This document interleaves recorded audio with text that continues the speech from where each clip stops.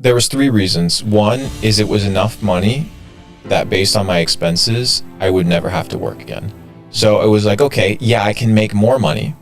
It was in the multiple 8 figures, over $40 million in crypto.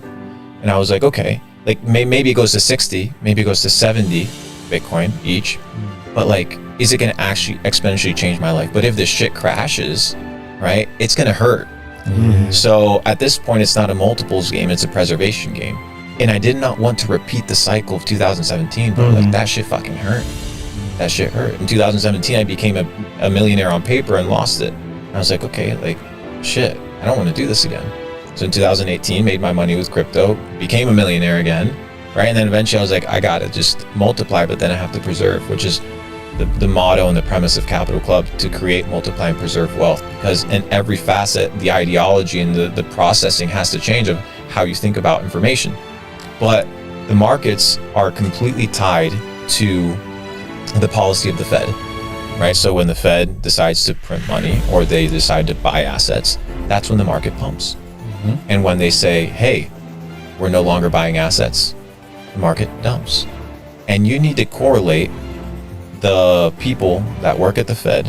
They put out, it was a big announcement. They said, hey, we are selling all of our assets because it is a conflict of interest for us to be in the markets while the markets are still exist.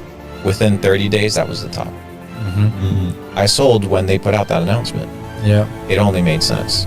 And people can call it luck. I call it a game of possibilities. The more you try something, the more refined you become.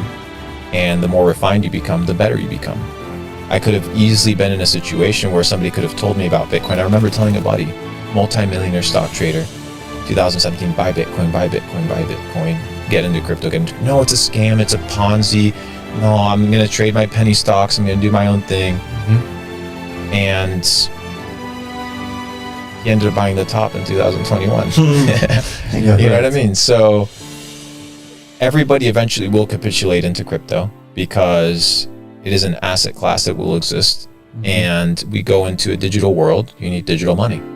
So from a logical standpoint, it makes sense. Crypto makes sense.